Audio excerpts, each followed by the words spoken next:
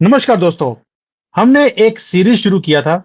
अभी 3-4 दिन पहले हम लोगों ने वीडियो बनाया था ओएसजी के साथ। वो था कि हमारे ये वेद, पुराण, ये उपनिषद ये है क्या चीज? हम भारत में रहते हुए अपने ही कल्चर से दूर हो गए। हमें पढ़ाया ही नहीं गया। हमारे कल्चर के अंदर कितनी बड़ी धरोहर है और हमें इससे दूर रखा गया। हम भी खुद सरप्राइज थे। हमें लग रहा था शायद कोई इस वीडियोस को देखेगा ही नहीं। But the response has been great और आप सबने बोला इसके ऊपर एक पूरी सीरीज बनाई जाए। तो मैंने भी ओएसजी को बोला कि ये वन ऑफ वीडियो नहीं बनेगी। अब तो ये आपको अलग अलग आकर बताना पड़ेगा कि वेद क्या है, उपनिषद क्या है, भागवत गीता में क्या लिखा है। और हमारी ये खुशनसीबी है, ये साइंटिस्ट भी हैं और साथ साथ में ये वेदों का भी पूरा अध्ययन किया हुआ है। और यहाँ पर एक कंपैरिजन निकालकर इन्होंने बाहर निकाला कि हमारे वेद, पुराण, हमारे उपनिषद कितने ग्रेट हैं, जो आज साइंस चीजों को प्रूव करने की कोशिश कर रही है। हमारे पुराने जो टेक्स्ट हैं उनके अंदर बिल्कुल क्लैरिटी से चीजों को लिखा गया है, इवन क्वांटम लेवल तक। अभी साइंस को उन चीजों का पता भी नहीं है जो हमारे किताबों में ऑलरेडी लिखी हुई हैं। इन सब के ऊपर डिटेल में बात करने के लिए आज दूसरी वीडियो है। पहली वाली तो जो एक क्लासिफिकेशन था कि सारे के सारा इंटर रिलेटेड कैसे है। अगर आपने वो वीडियो नहीं देखा, आप जाकर वीडियो देख सकते हैं। आज का मैटर है, सबसे पहला जो हमारा ग्रंथ है वो है उपनिषद। आज उपनिषद के ऊपर बात करेंगे कि उपनिषद है क्या और इसमें से वेस्टर्न वर्ल्ड क्या सीख रहा है, हमारे बाकी के जो सारे ग्रंथ हैं वो कैसे उपनिषद से निकले, और इसमें से हम अपने लाइफ में क्या कुछ इंप्लीमेंट कर सकते हैं इसे बेटर बनाने के लिए। इस सब चीजों के ऊपर बात करने के लिए ओएसजी दोबारा से हमारे साथ हैं। अब ओएसजी का फुल फॉर्म मुझे मत पूछना, कई लोगों ने पूछा ओएस का फुल फॉर्म क्या है। मैंने इसका नाम रख दिया है ऑपरेटिंग सिस्टम, क्योंकि ये हमारा सबका ऑपरेटिंग सिस्टम ठीक करने वाले हैं। सर, जय Shri Ram and thank you for जय joining Shri again. Ram. Thank you. Sir, you have ignited a fire in the market and I want to thank you कि आपने सारे सनातनियों को आपने जगा दिया एक ही वीडियो से। बड़ा रेयर होता है कि कोई साइंटिस्ट जैसा आदमी हो, फिजिक्स में माहिर हो और वो वेदों की बात करे, वो भी इतनी क्लैरिटी से कि मजा आ गया। आप देखिए एंथुसियाज्म मेरे खुद के अंदर जब मैं रिकॉर्ड कर रहा हूं कितनी ज्यादा है। आज सर जो है हम इस वीडियो में आज क्या करने वाले हैं वो है, आपने पहले बोला था हम उपनिषद को डील करेंगे। सर, सबसे पहला तो ये है कि उपनिषद है क्या चीज, आप इसके ऊपर लाइट दीजिए प्लीज। उपनिषद शब्द दो पदों से बना है। पहला है उप और निषद। उप मीन्स नजदीक, निषद मीन बैठना, नजदीक बैठना। किसके नजदीक बैठना? प्रकृति के नजदीक बैठना। आपको वैदिक ग्रंथों को समझने के लिए, पर्टिकुलरली अगर उपनिषद को समझना हो, तो कालखंड में आपको वहां जाना होगा जहां आदमी धरती पर पहली बार आया था, कुछ नहीं जानता था और वो बाकी जानवरों की तरह ही रहता था। वहीं से रहते हुए धीरे से बाकी जानवरों से अपने को अलग किया और ज्ञान सीखना शुरू किया। बट उसको ज्ञान सिखाएगा कौन? वहां पर एक ही चीज थी, प्रकृति। उसी प्रकृति से गोद में बैठकर ही वो सीखा। अब सवाल है, यहां पर मैं आपको बताऊंगा एक मॉडर्न आधुनिक के एक एग्जाम्पल से मैं आपको समझाऊंगा उपनिषद होता क्या है। आप सबने सुना न्यूटन ने ग्रेविटेशन का आविष्कार किया, ठीक है? वो एक एप्पल के पेड़ के नीचे बैठे थे, एप्पल उनके सर पर गिरा, उन्हें लॉ ऑफ ग्रेविटेशन लिख डाला।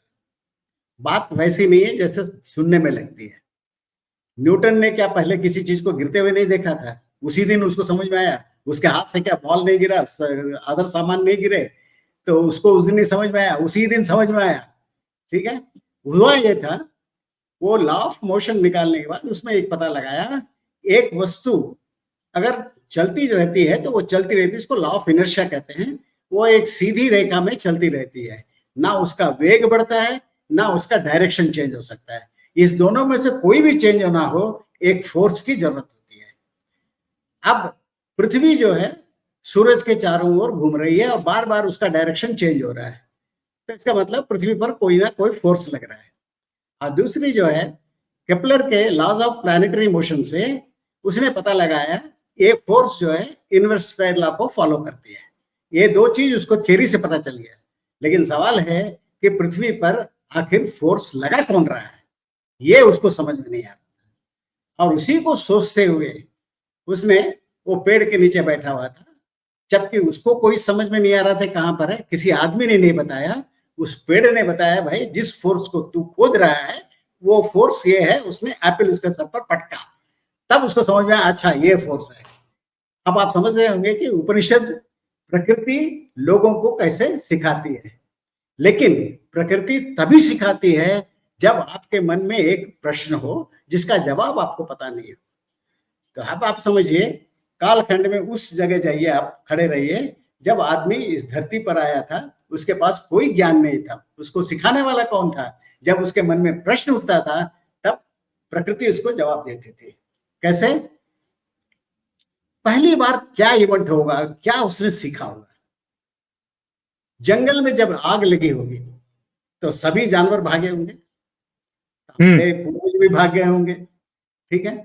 लेकिन वहीं पर में एक दो आदमी वैसे भी खड़े रहे होंगे ये देखने के लिए कि अभी तक तो आग नहीं लगा था, सडनली आग लगा कैसे इसमें। उसके मन में प्रश्न था, ठीक है, कि भाई आग लग कैसे रहा है इसमें।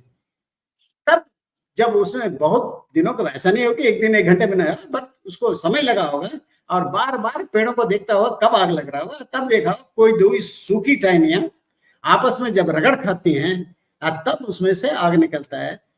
तब उसने वो दोनों टहनियों को रगड़ कर उसने खुद आग निकाली होगी, ठीक है ना। नहीं तो कैसे उनको पता था कि दो लकड़ियों को रगड़ने से आग निकलती, उनको पता कैसे लगा होगा? उन्होंने प्रकृति से सीखा।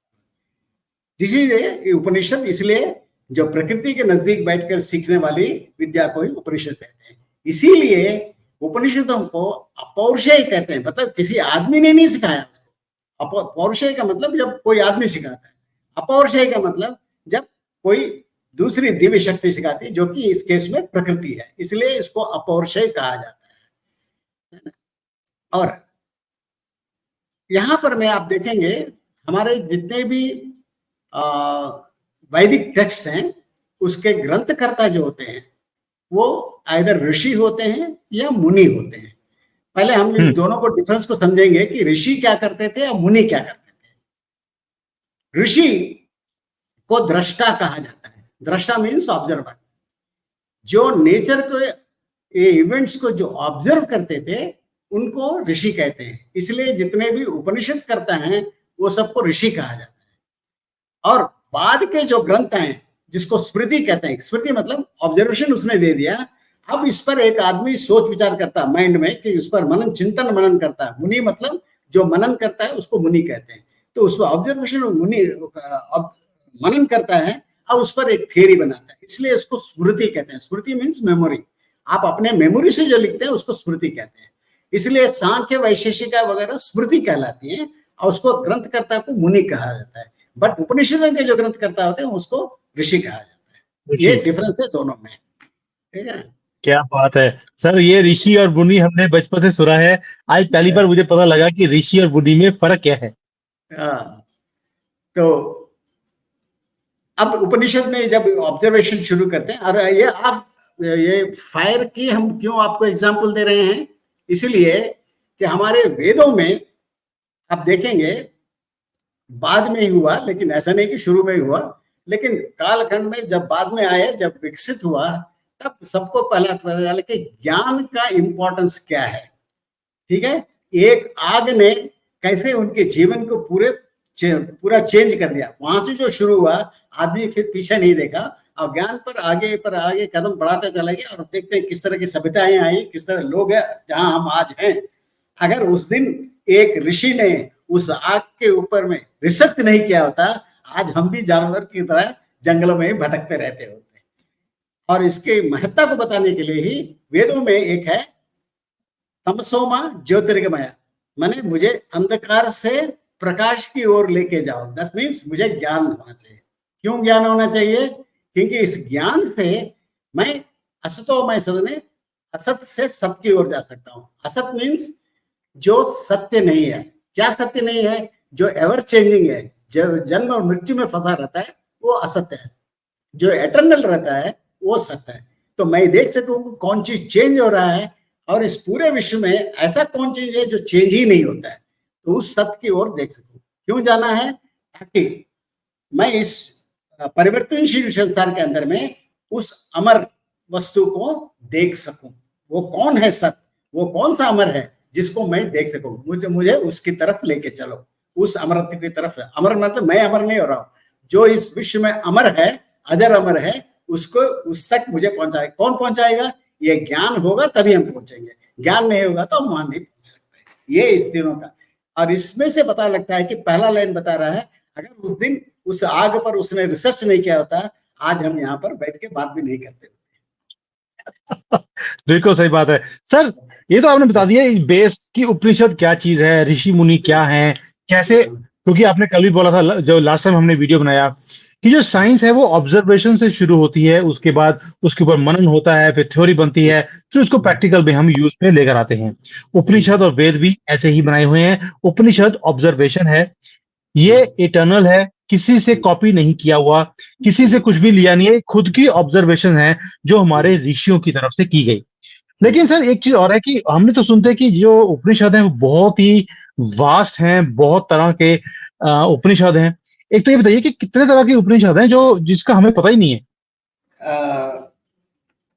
पहला, उपनिषदों के बारे में कोई भी अनुमान गलत सिद्ध होगा। जब पहली बार आदमी आग को देखा होगा, पहली बार ज्ञान की जो पहला कदम, ज्ञान की ओर पहला कदम बढ़ाया होगा, वो सब कहीं डॉक्यूमेंटेड नहीं है। वो कब बोलना सीखा और कब लिखना पढ़ना सीखा, और उस ज्ञान से लेकर इस बीच में कितनी सदियां बीत गई होंगी, हजारों साल बीत गए होंगे, वो पूरा ज्ञान किसी को याद नहीं होगा, किसी ने लिखा नहीं, इसलिए पता नहीं। इसलिए हम ये नहीं कह सकते हैं जो लिखी हुई वस्तुएं आज हमारे पास है वही है और कुछ नहीं है, ये कहना गलत है। ये सब भी बहुत बाद में लिखी गई, पहले तो सुनी जाती थी, इसलिए उपनिषदों को श्रुति कहा जाता है। वो सुन सुन के ही आए हैं। अब कितने साल वो सुन के आए हैं ये हमें पता नहीं। जब पहली बार लिखना सीखा, उसने लिखा पहली बार, तब जाके वो लोगों को मिलना शुरू हुआ, नहीं तो अदरवाइज लोग सुन के ही सीखते थे। इसलिए आज 108 कुछ उपनिषद संभव हमारे जो भी लिखने वाले पंडित थे, जितना उनको याद था 108 उपनिषद देखते हैं, लेकिन उपनिषद 108 कहना गलत है। कितने थे ये कहना भी गलत है। और दूसरी बात आप देखेंगे,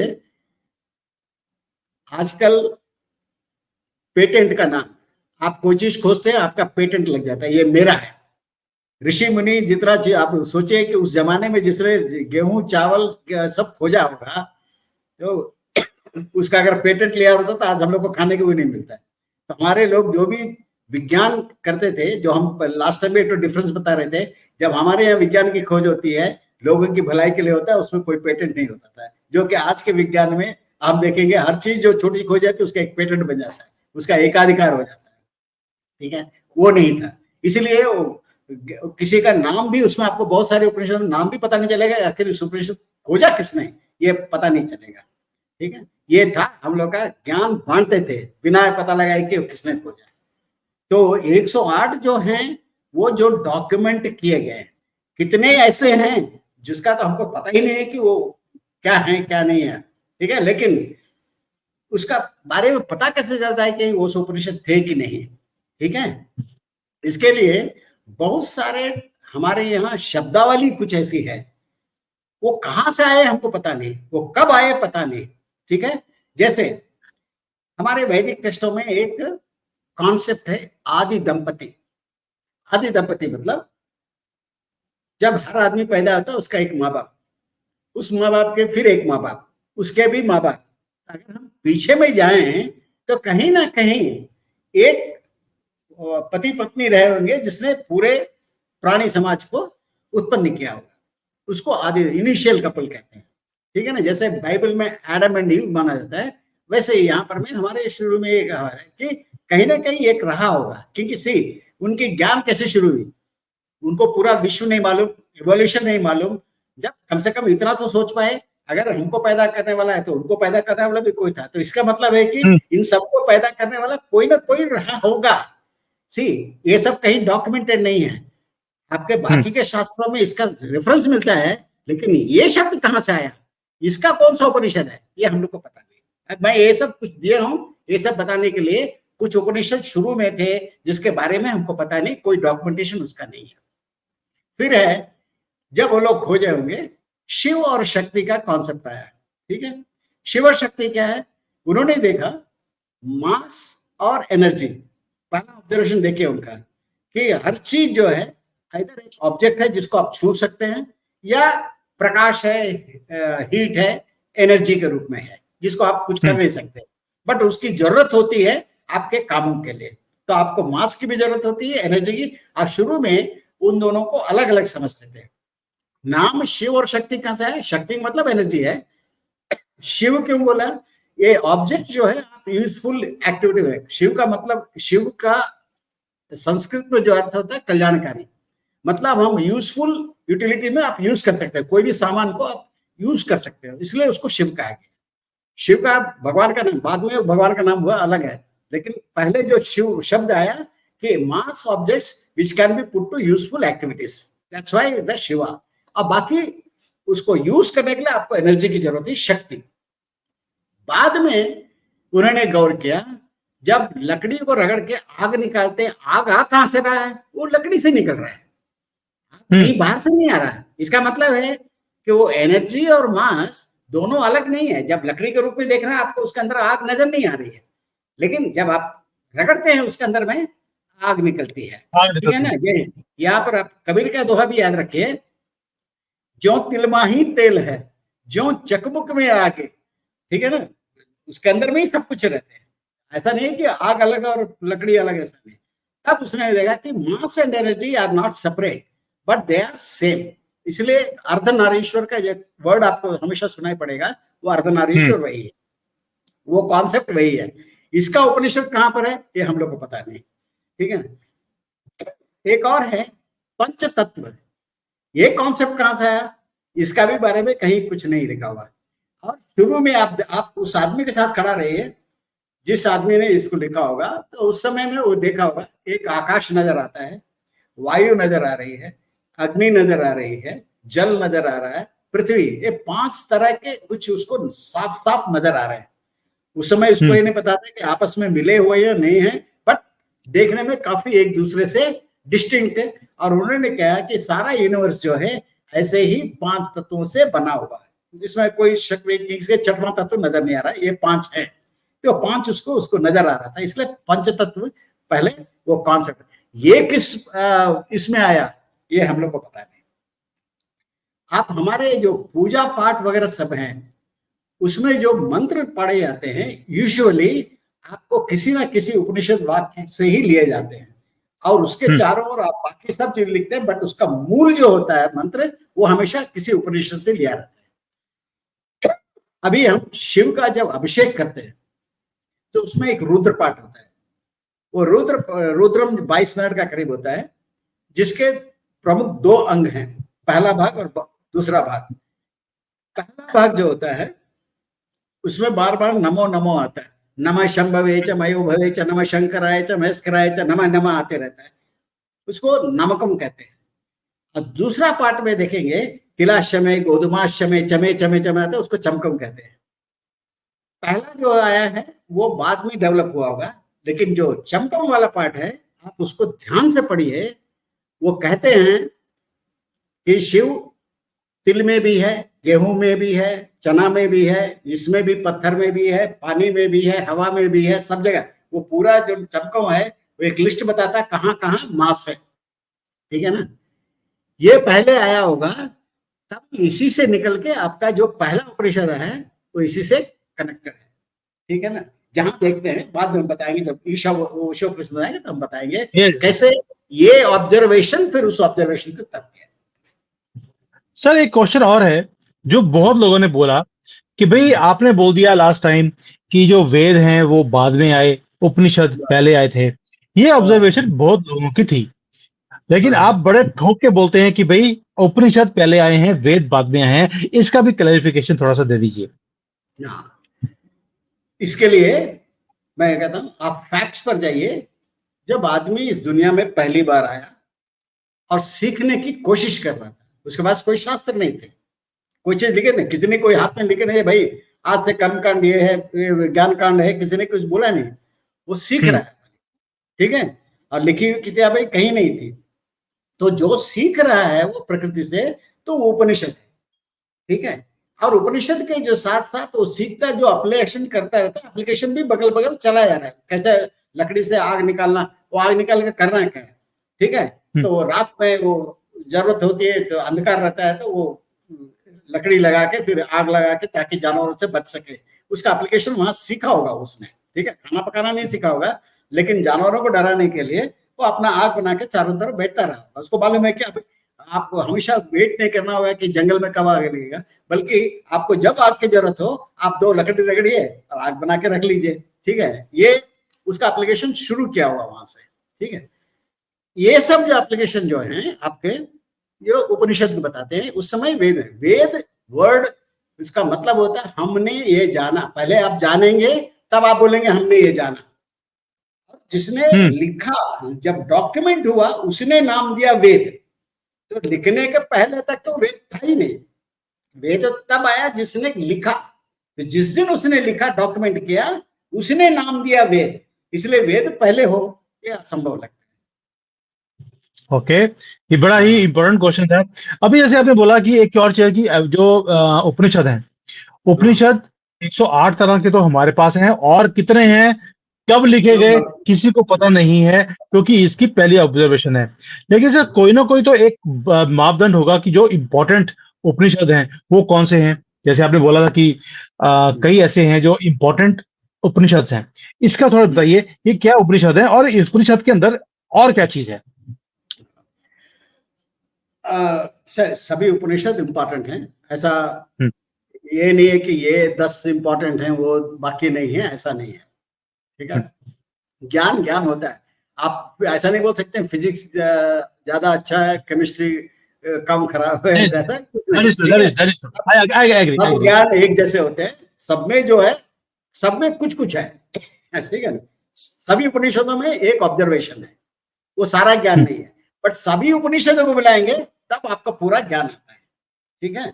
अब हम उपनिषद देखते हैं, ये 10 इसलिए चुने गए, और जो भी विद्वान ने इसको किया, इसमें बहुत अच्छा काम किया उसने, वो ये 10 ऐसे उपनिषद हैं जिस पर बाकी वैदिक टेक्स्ट का कनेक्शन मिलता है।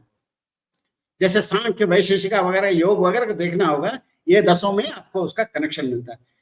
बाकी बहुत सारे, जैसे एक और व्यक्ति ने लिखा था कि दूसरे, जैसे बृहदारण्यक उपनिषद है, वो ईशोपनिषद के ऊपर में और बृहद और ज्यादा एक्सप्लेन करता है उसको। तो हो सकता है कुछ उपनिषद इसी उपनिषदों को उस वस्तुस्थिति को और ज्यादा एक्सप्लेन किया हुआ हो सकता है, ठीक है ना। बट ये 10 उपनिषद पढ़ाया इसलिए जाता है, और मैं इसलिए पढ़ा रहा हूँ इसको, इसलिए कि इसके बाकी जो मैं दूसरे टेक्स्ट आने वाले हैं, इसका कनेक्शन सीधा उनके संबंध में है, इसलिए मैं बता रहा हूँ। ओके, ठीक है। तो हम लोग अब जा रहे हैं ये 10 उपनिषद की क्या ऑब्जर्वेशन है, मैं बताने के लिए। मैं ज्यादा और पूरे उपनिषद के सारे आवृत्तों को नहीं बता रहा हूं, सिर्फ उसका मूल क्या ऑब्जर्वेशन था, क्या देखा उसने उसमें, ठीक है, उसी का काफी डिटेल में एक्सप्लेन किया। और जितने भी उपनिषद हैं, प्रायः उसका नाम जो होता है, उसका पहला श्लोक का जो पहला शब्द जो होता है, उसी से उसका नाम होता है। जैसे ईशोपनिषद है, ईशावास्यम इदम सर्वम, तो पहला ईश शब्द है, उसी से इसका नाम ईशोपनिषद। कठोपनिषद कट से शुरू होता है, केनोपनिषद केन से शुरू होता है। जनरली उपनिषद का नाम उसी तरह, क्योंकि उसका कोई ऋषि नहीं है, कौन ग्रंथ करता है हम लोग को पता नहीं है, इसलिए उसका नाम कैसे देंगे। हाँ, इसलिए उसका नाम जो है पहला वर्ड से उसको दे दिया उसको, ठीक है, वो है। तो चलते हैं ईशोपनिषद में। ईशोपनिषद क्या है, हमने बताया आपको, रुद्रम में हमने इसमें देखा, उसमें देखा, हर जगह जब मास को देखते जा रहे हैं, तो इसको जनरलाइजेशन कर दिया, ईशावास्यम इदम सर्वम, माने पूरे यूनिवर्स में ये पार्टिकल फैला हुआ है, अब पूरा यूनिवर्स जो बना है इसी पार्टिकल के चलते ही बना हुआ है, ठीक है ना। अब चूंकि इसी से हम सब निकले हैं, पहला श्लोक का अर्थ वही है, क्योंकि इसी पार्टिकल से आप भी बने, हम भी बने, नदी नाले जो भी देखते हैं सब उसी रॉ मटेरियल से बना हुआ है। तो एक दूसरे से हम द्वेष क्यों करें, ईर्ष्या क्यों करें, काहे ने आनंद के साथ रहें, वो श्लोक का अर्थ है। ठीक है, तो इसमें ऑब्जर्वेशन है कि the entire universe is pervaded by the same entity, ये ऑब्जर्वेशन है। और यही जो है आपका सांख्य और वैशेषिका इसी को यूज करते हैं। वो एंटिटी के बारे में बताते हैं, वो एंटिटी क्या है उसका, इसमें सिर्फ बोला है एक एंटिटी है, वो एंटिटी क्या है बहुत ज्यादा डिटेल में नहीं बताया, उसका गुण कर्म नहीं बताया। बट जब सांख्य और वैशेषिका में जाएंगे वो उस पार्टिकल का डिफाइन भी करते हैं कि वो पार्टिकल देखने में कैसा हो सकता है, अगर कभी देख ओ पाए। चलिए अब अगले उपनिषद के ऊपर चलते हैं। अपने ये है केनोपनिषद। अब देखिए, अब गौर करते जाइए, जो न्यूटन का हमने जो एग्जाम्पल दिया वो सब भी आप देखेंगे, ये सब में वही ऑब्जर्वेशन आपको धीरे धीरे नजर आएगा। केनोपनिषद में उसने ये ऑब्जर्व किया कि ब्रह्मांड में जितने भी चीजें घूमती नजर आती हैं, ठीक है ना, चांद सूरज आप जितने भी प्लैनेट देख रहे हैं सब घूमते जा रहे हैं। सवाल होता है इनको घुमा कौन रहा है, ठीक है, और कौन सी ताकत घुमा रही है। इसमें से एक चीज ईशोपनिषद बोला सारा विश्व जो है एक ही एंटिटी से फिल्ड है ना, परवेडेड बाय सेम एंटिटी। पूरा विश्व जो है एक ही तरह के रॉ मटेरियल से बना है, उसमें अलग अलग चीजें नहीं है, अद्वैत जिसको कहते हैं। केन बोलता है भाई आखिर ये चांद सितारे सबको घुमा कौन रहा है, इसको ताकत कौन लगा रहा है, इस पर फोर्स कौन लगा रहा है, ठीक है ना। The motion is caused by a force, अगर घूम रहे हैं इसका मतलब इसमें कोई ना कोई फोर्स लग रही है, ठीक है। कपिल और कणाद ने अपने इसमें बताया कि कौन घुमा रहा है, फोर्स क्या है और क्यों चाहिए, और वो कैसे इन सबको घुमा रहे हैं, वो उसका यूज करते हैं और डिफाइन करते हैं फोर्स क्या चीज है। तो ये पूरा डिटेल में दैट मीन्स इस उपनिषद के अंदर ये सारी चीजें हैं कि घुमा कौन रहा है, फोर्स कहां से आ रही है, थोड़ा सा उसका भी वो सिर्फ क्वेश्चन उठा रहे हैं, वो आंसर नहीं दे रहे। ओके, आंसर ये लोग दे रहे। हमने ऑब्जर्व किया वस्तुएं घूम रही है, मतलब एक ताकत लगना चाहिए कि हमने मेरा देखा। अब सवाल है ये ताकत लगा कौन रहा है, वो जवाब नहीं दे रहा, जवाब ये दे रहे, जवाब ये दे रहे हैं। चलिए अगले पे आते हैं। तीसरा है कठोपनिषद। कठोपनिषद एक संवाद के रूप में है नचिकेता और यमा के बीच में, ठीक है। कभी कभी उपनिषदों में आपको छोटी छोटी कहानियां दिखाई जाती है, क्योंकि जो ऑब्जर्वेशन जिसने ऑब्जर्व किया है अपनी बात कहने के लिए कभी कभी छोटी कहानियों का सहारा लेता है। कहानी इंपॉर्टेंट नहीं है, उसका ऑब्जर्वेशन इंपॉर्टेंट है, हम लोग उस पर देते हैं। नचिकेता के पिता ने एक यज्ञ किया और अपने जितने बुलाए ब्राह्मणों को बाद में खाना पिलाने के बाद में कुछ गिफ्ट किया, वो दान दिया किसको, उसके घर में बेकार पड़ी हुई सूखी गायों को उसने ब्राह्मणों को दान दे दिया। तो नचिकेता ये देख रहा था और उसके कर्म से उसको पसंद नहीं आया। तो आज मैंने पिता से ही प्रश्न पूछ दिया कि आपने जो काम किया वो अच्छा काम नहीं किया आपने। एक बेचारा गरीब ब्राह्मण, उसके पास अपने खाने के लिए नहीं है, आपने एक गाय दिया उसको, एक बछड़ा नहीं देती है, दूध नहीं देती है, ऊपर से उसको खाना चाहिए, उसका अपना खाने का लाला है, लाले पड़े हुए हैं, और दूसरा उसको खिलाने के आप एक और जिम्मेदारी डाल दिए। तो अब वो चूंकि दान में दी हुई गाय है वो उसको फेंक भी नहीं सकता है, तो आपने उसको एक हेल्प करने के बजाय उसके ऊपर एक लायबिलिटी और थोप दिया आपने, ये गलत काम है। आप ऐसा करते तो आप हमको दे देते किसी को, तो मैं उसके लिए काम में आता कुछ। ये तो बोला नहीं, तुमको हमने यम को दान दे दिया, जाओ। तो वो यम के पास चले जाते हैं बात करने के लिए, तो पूछते हैं कि भाई प्रॉब्लम क्या है, तो भाई कर्म, अच्छा कर्म और बुरा कर्म वो जानना चाहता था। उसको लगा ये कर्म बुरा है, क्यों लगा पता नहीं, बट भीतर से फील हुआ ये कर्म बुरा है। तो ये जानना चाहा कि कर्म क्या होते हैं और कैसे कर्म करने चाहिए। तब यम उसको बोलता है कर्म दो प्रकार के होते हैं, एक प्रेयस और एक दूसरा श्रेयस। प्रेयस का मतलब होता है वो काम आप जो करते हैं जो आपको पसंद आता हो और आप करते रहते हैं और करने में बड़ा मन भी लगता है आपको। किसी को गाना सुनने में बड़ा मन लगता है, गाना सुनते रहता है, किसी को कुछ खाने में बड़ा मन लगता है तो खाते रहता है। वो सब प्रेयस कहते हैं, प्रीतिकर। श्रेयस का मतलब होता है कल्याणकारी। जो कोई भी आप काम करते हैं उसमें 10 आदमी का भला होता है, उसको श्रेयस बोलते हैं। तब नचिकेता ने पूछा, तो एक आदमी वो श्रेयस वाले काम करेगा या प्रेयस वाले काम करेगा? क्या उसको क्या डिसाइड कर, कैसे हम डिसाइड करते हैं कि हम प्रेयस कर रहे हैं कि श्रेयस कर रहे हैं? तो तब वहां ये ऑब्जर्वेशन है कि जब माइंड आपको ड्राइव करता है, ठीक है, क्योंकि आपके पास में जो एक्सपीरियंस स्टोर होता है, माइंड के पास मालूम है कि कौन चीज लास्ट टाइम में आपको बहुत अच्छा लगा था, कौन सा खराब लगा था। तो माइंड आपको बार बार आपको वही बोलेगा, भाई लास्ट टाइम बहुत अच्छा था, उधर ही जाओ। जब माइंड आपको ड्राइव करता है तब आप प्रेस करते हैं, ठीक है। लेकिन जब आप माइंड को कंट्रोल करते हैं, आप अपना विवेक यूज करते हैं, तब आप माइंड के कहने पर नहीं कहते हैं, आप अपने विवेक से देखते हैं कौन सा काम अच्छा है, कौन सा काम बुरा है, जिसको करने से फायदा होगा नहीं होगा, तब आप उसको कहते हैं श्रेयस, ठीक है। इसलिए इसका ऑब्जर्वेशन रहता है कि हाउ टू कंट्रोल माइंड, क्योंकि तभी आप श्रेयस कर पाएंगे। अगर माइंड को आप नहीं कंट्रोल करेगा, माइंड आपको कंट्रोल करेगा, आप हमेशा उसी काम में लगे रहेंगे। तो अब सवाल है हाउ टू कंट्रोल माइंड, और ये था इनपुट हमारे योग के, पतंजलि के योग दर्शन के लिए। बहुत बढ़िया सर, बहुत बढ़िया।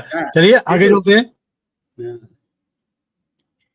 अच्छा, ये बड़ा ब्यूटीफुल ऑब्जर्वेशन है जो हम लोग कभी भी अपने से पूछे नहीं है। कभी आप अपने से बैठ के आराम से अकेले में सुबह 4 बजे ब्रह्म मुहूर्त में उठ के ये पूछिए कि आखिर ये है उनके मन में क्यों प्रश्न आया कि मैं सुन रहा हूं। तो सवाल है, मैं मने कौन सुन रहा है? ये बॉडी जो कान है ये सुन रहे हैं, तो कान तो सिर्फ आपका इनपुट रिसीव कर रहा है, बॉडी है, इसको अन्नमय कोश कहते हैं। क्योंकि एक फिजिकल एक हमको डिवाइस चाहिए जो सुन सके, तो कान है। बट कान सुन रहा है, कान नहीं सुन रहा है, ठीक है। कान से वो सिग्नल जो है कहीं और जा रहा है। दूसरा, प्राण। प्राण शब्द का मतलब होता है, प्राण का मतलब जान नहीं होता है, पहले उस शब्द को आप दूर, क्योंकि प्राण जो है वैशेषिका में भी यूज हुआ है। प्राण शब्द का अर्थ होता है प्राण। आण शब्द मतलब जिसका हिंदी में आना शब्द है, वो आण से। प्राण ने विशेष रूप से चलने को प्राण कहते हैं। एक माने रिदमिक वे में चलता है, इसलिए उसको प्राण कहा जाता है। इसलिए हमारे सांस को भी प्राण इसलिए कहा जाता है, वो एक रिदमिक स्टाइल में चलते रहता है, इसलिए उसको प्राण कहा जाता है। प्राण क्यों चाहिए? क्योंकि ये इनपुट को रिसीव करके एनालाइज करने के लिए बैटरी चाहिए। अगर बैटरी नहीं रहेगा तो काम ही नहीं करेगा। तो प्राण जो है इस बॉडी के लिए बैटरी करता है। बॉडी इनपुट रिसीव कर रहा है, प्राण वो बैटरी का काम कर रहा है। जो बैटरी नहीं रहेगा तो काम ही नहीं करेगा, ये डिवाइस ही काम नहीं करेगा। क्योंकि मरा आदमी कुछ सुनता नहीं, उसका कान होगा लेकिन सुनेगा नहीं, आंख होगा देखेगा नहीं, ठीक है। देन मनोमय कोश। अब जितना भी आपने आवाज सुना वो आपके नर्वस सिस्टम से मनोमय माने माइंड में जाता है। माइंड में करता क्या वो? माइंड में वो जाके स्टोर हो जाता है, ठीक है। जब स्टोर होता है, नेक्स्ट टाइम आप आज एक आदमी को मिले, कल दूसरा आदमी को, जब दूसरे दिन उस आदमी को देखते हैं तो फिर आप नाम धाम नहीं पूछते, आपको मालूम है वो कौन आदमी है, और पूरा डिटेल कल तक जो भी सुना होगा आपको पूरा याद होगा। आता कहां से है? तो जितना इन्फॉर्मेशन पहले दिन आपने स्टोर किया, दूसरा दिन वही रिट्रीव होता है। तो माइंड का काम है इंफॉर्मेशन स्टोर करना और इंफॉर्मेशन रिट्रीव करना, उसका वही करना है। तो माइंड देख रहा है, माइंड देख नहीं रहा, माइंड सुन नहीं रहा, माइंड ओनली स्टोर कर रहा है, वो कुछ कर नहीं रहा। देन जो इंफॉर्मेशन है जो स्टोर हो रहा है ओनली रॉ डेटा है, उसका खंगालना, उस पर इंफॉर्मेशन निकालना। Data is only information, piece है, इंफॉर्मेशन है। उससे आप जो डिसीजन लेते हैं कि हमको ये करना चाहिए कि वो करना चाहिए, वो विज्ञान में आपका करता है। आपके अंदर में, माइंड के अंदर में एक सीपीयू है जो इस काम को कर सकता है, एनालाइज कर सकता है, पूरा डेटा को लेता है, एनालाइज करता है और एक रिपोर्ट आपके लिए जनरेट करता है, ठीक है। वो विज्ञानमय कोश हुआ। लेकिन यहां तक में अभी तक ना कौन सुन रहा पता नहीं, कौन देख रहा पता नहीं, ये नहीं। लास्ट का कोश है, वो कौन है? वही ब्रह्म जो आपके अंदर में, वो कर रहा है सब। किसको चाहिए? तो उस ब्रह्म को चाहिए, वो सुन रहा है सब। क्लियर? तो 5 कोशों में ऑब्जर्व किया कौन सुन, क्योंकि उसके मन में प्रश्न आया कि आखिर सुन कौन रहा है। तो पता चला कि अन्नमय कोश, प्राणमय कोश, मनोमय कोश, विज्ञानमय कोश, ये सब सिर्फ एक आपके पास में नेसेसरी इक्विपमेंट हैं जो आपको हेल्प करते हैं, फैसिलिटेट करते हैं इंफॉर्मेशन को स्टोर करने के लिए, एनालिसिस करने के लिए।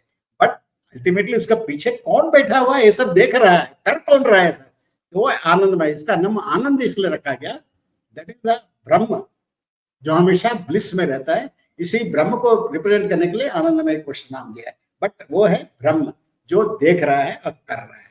ये ऑब्जर्वेशन है, यही उसी ब्रह्म को कैसा देखा जाए ये हमारे योग में बताया गया। ये भी योग के लिए बहुत बढ़िया सर।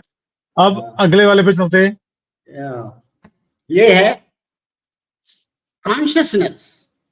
ठीक है, हम लोग वर्ड सुनते हैं वी आर कॉन्शियस। कॉन्शियस माने है क्या, डिफाइन कौन करेगा? ठीक है, हम कॉन्शियस है कि नहीं?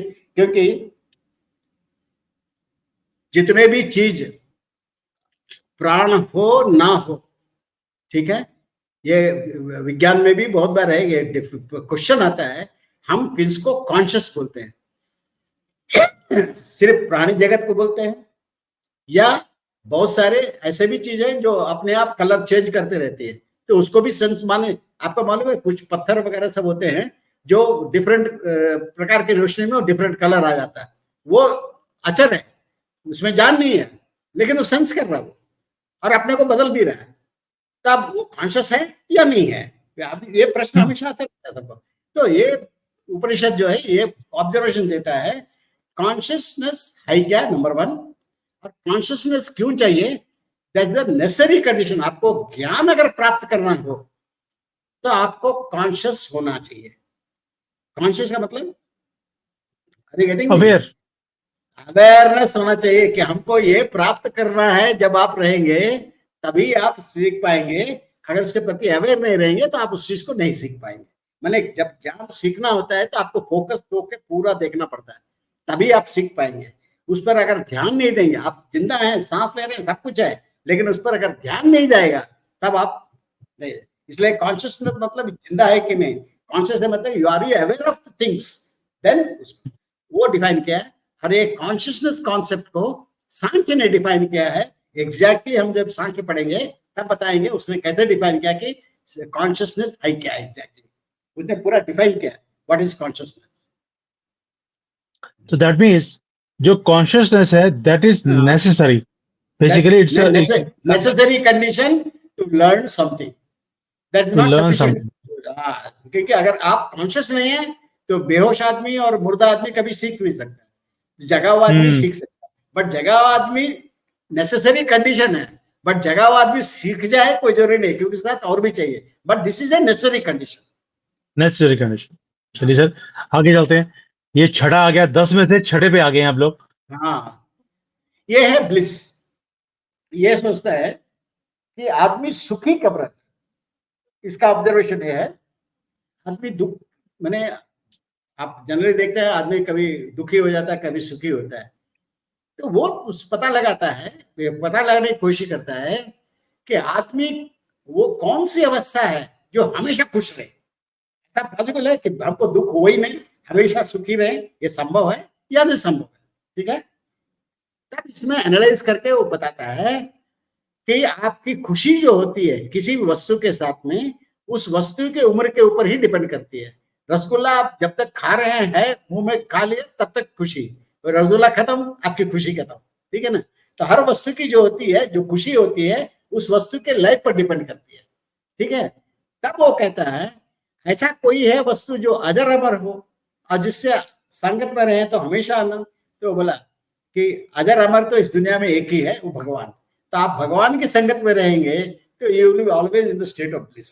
ठीक है, लेकिन अगर दुनियावी वस्तु वाले, जो दुनियादारी वाली वस्तुएं जितने भी देखेंगे, तो उसके साथ आनंद भी उतना सीमित ही रहेगा। लेकिन भगवान के साथ रहे तो हमेशा एक स्टेट ऑफ ब्लिस में रहेंगे। वही स्टेट ऑफ ब्लिस क्या है, वो पतंजलि ने यूज किया है। जब आप समाधि में जाते हैं तब जाके आप वो स्टेट ऑफ ब्लिस को अचीव करते हैं। बहुत बढ़िया सर, बहुत बढ़िया। चलिए हाँ, नॉलेज आपका दो तरह का होता है। एक छोटा मोटा नॉलेज, पानी गर्म करना, दूध गर्म करना, मिठाई बनाना, लकड़ी से फर्नीचर बनाना, ये लोअर लेवल ऑफ नॉलेज का, ठीक है। लेकिन ये सब नॉलेज के पीछे कोई एक, जिसको साइंस में हम लोग थ्योरी ऑफ थ्योरीज कहते हैं, है ना, ग्रेविटेशनल थ्योरी और हीट साउंड, ऐसा हम लोग पढ़ते हैं बहुत सारे चीज, केमिस्ट्री वगैरह सब। ये क्वेश्चन करता है वो लोअर लेवल नॉलेज है। ऐसा कोई नॉलेज है जिसको हम सीखेंगे तो I can explain chemistry, I can explain physics, I can biology, हम सबको एक्सप्लेन कर सकते हैं अगर वो एक हमको मालूम हो जाए तो। वो ऐसा नॉलेज है या नहीं है, वो ऑब्जर्वेशन है कि सब नॉलेज चूंकि नेचर से ही निकला है तो सब में कोई ना कोई कॉमन थ्रेड होना चाहिए। क्योंकि ईशावास्यम में बोला तो चाहे बायोलॉजी हो, केमिस्ट्री हो, फिजिक्स हो, सब जगह आखिर वो ईश ही है, भगवान ही है। तो चूंकि सब में कॉमन थ्रेड भगवान है तो हम सब में एक कॉमन थ्रेड खोज सकते हैं, नहीं खोज सकते, ठीक है। तो वही कॉमन थ्रेड जो है हमारे सांख्य और वैशेषिका ने बताया कि सब के पीछे में कैसे वो पूरा इवोल्यूशन होता है और वो कॉमन थ्रेड क्या है वो बताया। ओके, दैट मीन्स सभी चीजें एक दूसरे से कनेक्टेड कैसे हैं, कनेक्टेड और है, वो कनेक्टेड है। एक नॉलेज वो कौन सी है जिसके कारण हमें बाकी सारी नॉलेज ऑटोमेटिकली मिल जाती है, हम एक्सप्लेन कर सकते हैं अगर वो एक्सप्लेन कर मालूम। सकते हैं। बहुत बढ़िया, चलिए। हाँ, ये है, ये ऑब्जर्वेशन अबाउट मनुष्य की चार स्थितियां होती है। एक अनकॉन्शियस या सबकॉन्शियस बोलते हैं उसको। दूसरा होता है जागृत अवस्था, जब जगे हुए हैं। स्वप्न, सबकॉन्शियस, जब आप सोते हैं सबकॉन्शियस में रहते हैं, मैंने आप जब ड्रीम देख, स्वप्न मन में जब आप ड्रीम देखते हैं तो सबकॉन्शियस में जो भी आपका एक्सपीरियंस है वही सपने के रूप में आपको नजर आते रहते हैं, ठीक है। दूसरा होता है सुषुप्ति, माने कंप्लीट डीप स्लीप आपका होता है, ठीक है ना। और फोर्थ होता है तुरीय अवस्था। ये तुरीय अवस्था क्या है, जैसे स्वामी विवेकानंद ने राजयोग में लिखा है, एक होता है कॉन्शियसनेस सबकॉन्शियस, एक होता है सुपर कॉन्शियस। सुपर कॉन्शियस में जब एक बार आदमी जाता है फिर वापस आता नहीं है। तो मुंडकोपनिषद ने निकाला है कि ये चारों स्टेट में जो फोर्थ स्टेट है दैट इज अचीव करना, क्योंकि आप एक बार उस तुरीय अवस्था में जाएंगे फिर आप ये दुनियावी वाले चीजों से दूर रहेंगे। बाकी तीन अवस्थाएं आप नॉर्मल, हम लोग धरती में स्वप्न और सुषुप्ति और जागृत अवस्था हम लोग हमेशा रहते हैं इसमें। इसका उपयोग क्या है, मैंने डिफरेंस बिटवीन जागृत एंड सुषुप्ति में बताया गया है। इसका उपयोग योग ने अपना इसमें क्या, ध्यान और समाधि आप देखेंगे। ध्यान स्वप्नावस्था जैसा है, मैंने स्वप्नावस्था मैंने क्या है, आप सोए हुए हैं लेकिन कहीं भी आवाज होती है तो आपकी नींद टूट जाती है, तो मैंने अभी भी आप जागृत हैं, बगल के आवाज से आते हैं।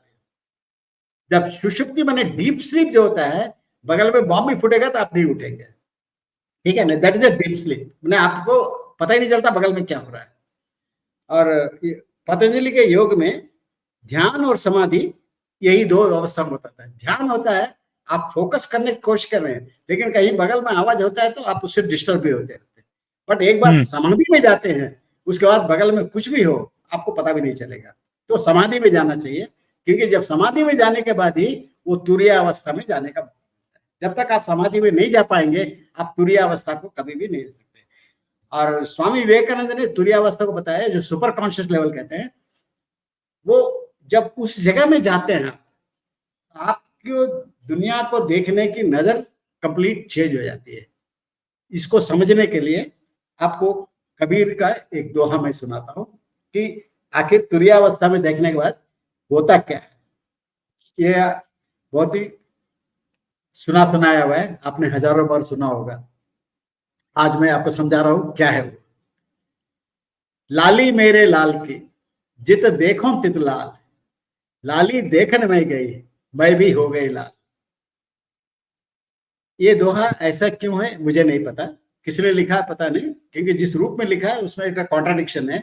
पहले लाइन में कहते हैं जित देखो तित लाल, दूसरे लाइन में कहते हैं मैं लाली देखने में गई। और जब जित देखो तित लाल लेते फिर देखने के लिए कहाँ जाना पड़ा, तो थोड़ा सा अटपटा लगता है कि किसने लिखा किसने क्या। इस दोहे को आप थोड़ा सा उल्टा पढ़िए इसको। लाली देखन में गई, मैं भी हो गए लाल, लाली मेरे लाल के, जित देखो तित लाल। ये तुरीय अवस्था का बताता है। पहला लाइन है लाली देखन मैं गई, इसका मतलब जब आदमी भगवान को खोजता है, ठीक है, वो है अवस्था रहती है। उसकी अवस्था कैसे रहती है? कबीर के ही शब्दों में, कस्तूरी का मृग जो फिर सूंघे बास। ठीक है, आपको कस्तूरी का एक मृग होता है, कस्तूरी उसके ही बदन का हिस्सा होता है, लेकिन कस्तूरी को नहीं मालूम।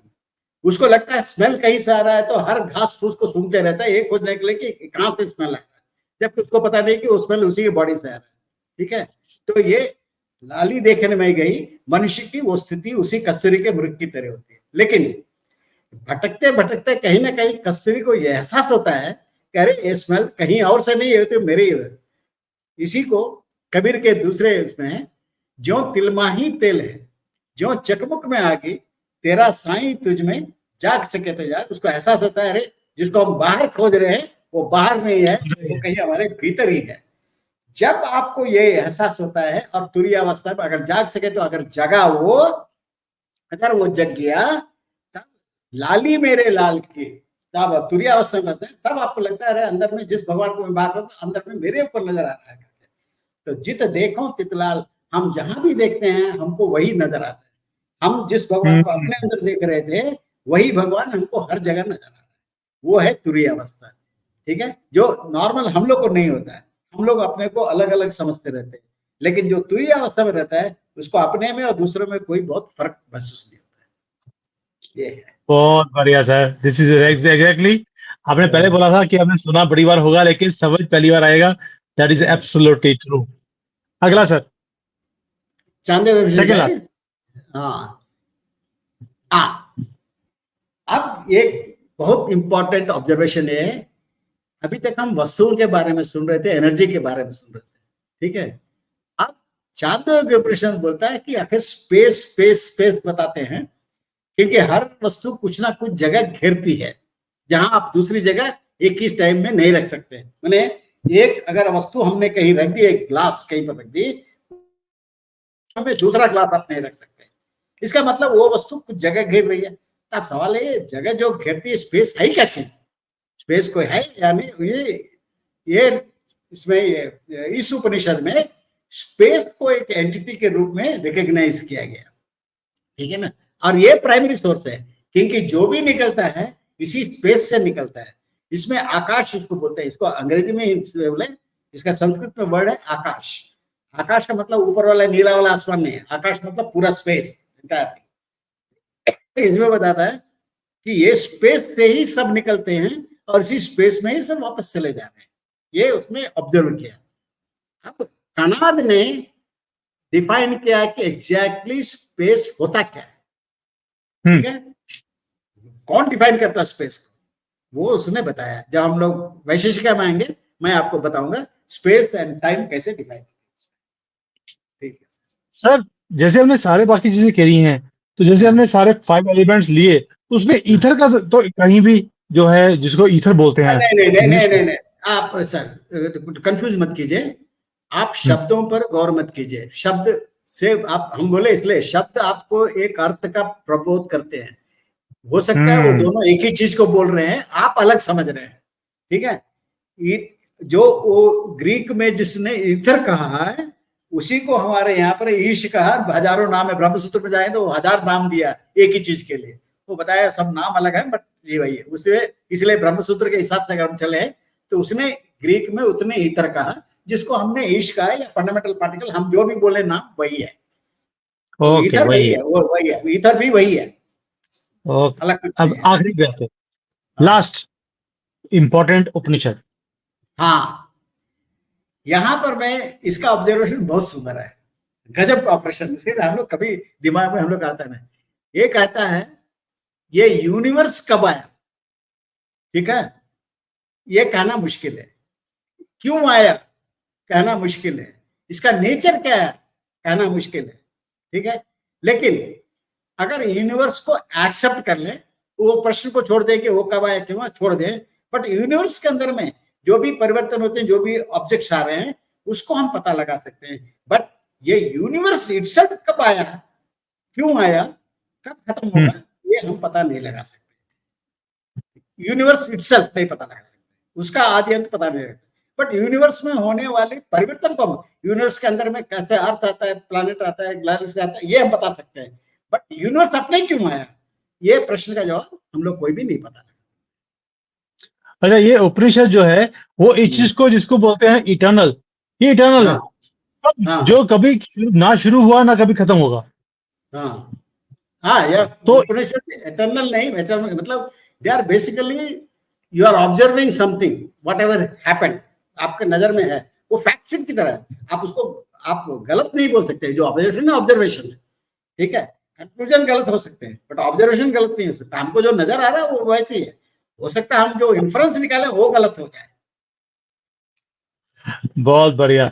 चलिए और सर, कणाद ने आज इसमें टाइम के बारे में बताया है, उसने वो time, time is integral to space, Kanada ने सबसे पहले टाइम क्या है डिफाइन किया है उसमें वैशेषिका में। तो हम लोग जब सांख्य वैशेषिका जाएंगे ये सब का हम लिंक भी बताते रहेंगे, किस उपनिषद ने क्या कहा और इसने कैसे यूज किया। सर, ये ज्ञान जो आप दे रहे हैं आज, ये मुझे नहीं लगता कि कोई ऋषि मुनि भी इतनी क्लैरिटी से दे सकता है। इसमें पता लगता है कि आपकी कितनी पकड़ है, कितनी स्टडी किया है आपने, उसको साइंस के साथ आपने कैसे मिक्स किया है। अब जैसे आपने सारा जब बात कर रहे थे हमने, तो आपने बता दिया कि कॉन्शियसनेस क्या है, सुपर कॉन्शियसनेस क्या है, योग में हम कैसे वहां पहुंच सकते हैं। जब योग का चैप्टर करेंगे तब देखेंगे कि कौन से हाँ योग से हम कौन सी स्थिति धारण कर सकते हैं। तो ये अगली सीरीज में उसको भी टच किया जाएगा। आज मुद्दा ये था कि उपनिषद क्या है, शुरू कहाँ से हुए, कितने तरह के उपनिषद हैं, और उसमें ऑब्जर्वेशंस कैसे शुरू करी गई, कैसे उन्होंने चीजों को लिखा है, कैसे वो डेप्थ को दिया है हमें। ये तो एक कंप्लीट चीज है, ये तो हमारे एजुकेशन का पार्ट होना चाहिए। इसे दूर रखा गया है हमारे से जानबूझकर। जिस तरह से आप फिजिक्स केमिस्ट्री पढ़ते हैं, उपनिषदों को पढ़ाई तो मैंडेटरी है, उपनिषद, सांख्य, वैशेषिक, योग, ये 3 तो पढ़ाना जरूरी है, और न्याय को भी। नहीं कभी। चलिए, उम्मीद करते हैं कि अब मोदी जी दोबारा से थर्ड टर्म में इन चीजों को चेंज करेंगे, और यहाँ पे गुरुकुल जो सिस्टम था हमारा वो दोबारा से शुरू किया जाएगा, और वहां पर हमारे बच्चे जाकर इन चीजों को सीखेंगे, और जो रियलिटी है, जो एक्चुअल जिसको नॉलेज बोलते हैं, उसको सीखना शुरू करेंगे। Sir, thank you so much. Already 52 minutes का वीडियो हो गया, only defining what Upanishad Just defining what Upanishad is, that's all. हमने कुछ नहीं किया आज। चलिए, अगली बार अगला चैप्टर मुझे लगता है वेद पकड़ेंगे कि सांख्य, सांख्य पकड़ेंगे, सांख्य, सांख्य पकड़ेंगे कि सांख्य क्या चीज है। तो अगली नेक्स्ट बार 2 उसकी सांख्य और वैशेषिका, पहले सांख्य फिर वैशेषिका। फिर बेशक किया। ठीक है जी। चलिए sir, thank you so much. और जो सुन रहे हैं, अभी भी आपके कोई जो क्वेश्चंस हैं, आप ओएसजी से पूछना चाहते हैं, आप प्लीज अपनी ऑब्जर्वेशन, यानी कि वो जो हमारे ये सारे थे उपनिषद, वो ऑब्जर्वेशन के ऊपर बेस्ड है। आपकी भी जो आज की वीडियो के ऊपर ऑब्जर्वेशन है, उसकी पॉइंट्स लिखकर आप मुझे भेज सकते हैं। ओएसजी पूरा आपको जवाब देंगे, और अगर इंडिविजुअली आंसर नहीं दे पाए तो अगली वीडियो में हम दोबारा से आपके साथ इन चीजों को शेयर करेंगे, आपके क्वेश्चंस के आंसर भी दिए जाएंगे। जो ये सारी पीपीटीज हैं, इसके लिंक्स मैं साथ में डाल रहा हूं। ओएसजी का जो एक ब्लॉग है जहां पर ये सारी चीजें लिखी जाती हैं, मैं उसका लिंक भी साथ में आपके साथ शेयर करने वाला हूं, ताकि आप जाइए, आप सीखिए, इन चीजों को फॉलो कीजिए, और आपको कोई क्वेश्चंस भी पूछने हैं ओएसजी से, आप जाके डायरेक्टली पूछ सकते हैं, और मैं भी आपको इनके साथ कनेक्ट कर सकता हूं। सीखने की चाह होनी चाहिए, जैसे हमारे उपनिषद में लिखा है कि आपके अंदर सीखने की चाह होनी चाहिए, बाकी राह तो बन ही जाती। तो सर, हम इसलिए बोल रहे हैं, उपनिषदों से एक चीज हम लोग को सीखनी चाहिए, अगर आपके मन में प्रश्न हो तो किसी गुरु की जरूरत नहीं है, सीधा गुरु प्रकृति ही आपको जवाब देते रहता है। यस, प्रकृति ही जवाब देती है। और शायद मैं भी ढूंढ रहा था, इन ये जो तड़प है मेरे अंदर सीखने की, वो मुझे आप तक लेकर आई है। बहुत जो बड़े बड़े शॉपिंग मॉल्स हैं स्पिरिचुअलिटी के, मैं वहां पर जाकर आया हूँ, कुछ नहीं मिला है मुझे। जो मुझे आपके साथ जो ये जो तड़प थी, वो मुझे आप तक ले गई है, और ये चीजें मुझे क्लैरिफाई हो रही हैं। आपको इमेजिनेशन में भी नहीं होगा कि कितने बड़े बड़े शॉपिंग मॉल्स में जाकर मैं शॉपिंग करके आया हूं, और खाली हाथ। तो आज थैंक्स बोलता हूं आपको दिल से, कि आपने मुझे ये सारी चीजें, ये पूरी धरोहर से दोबारा से जोड़ने की एक मुहिम शुरू करी है। मैंने ऑलरेडी जो इंग्लिश ट्रांसलेशंस हैं इन किताबों की, मैंने मंगवा हैं, वो मेरे पास आ रही हैं। अब मैं इसको दोबारा से एक-एक करके डेप्थ में जाऊँगा इनके और देखूँगा कि भई जो आपने मुझे एक बेस बता दिया, अब उसके ऊपर दोबारा से अध्ययन करने का काम मेरा खुद का शुरू हो जाएगा। तो जहाँ पे पहुँचना है मुझे लगता है कि वो राह पर मैं चल पड़ा हूँ एंड उसके लिए श्रेय जाता है आपको। So thank you so much दिल से, Thank you, sir. रिस्पेक्ट भी है और थैंक्स भी है। Thank you for showing all these things to us. Thank you sir. See you in the Thank you. Next video.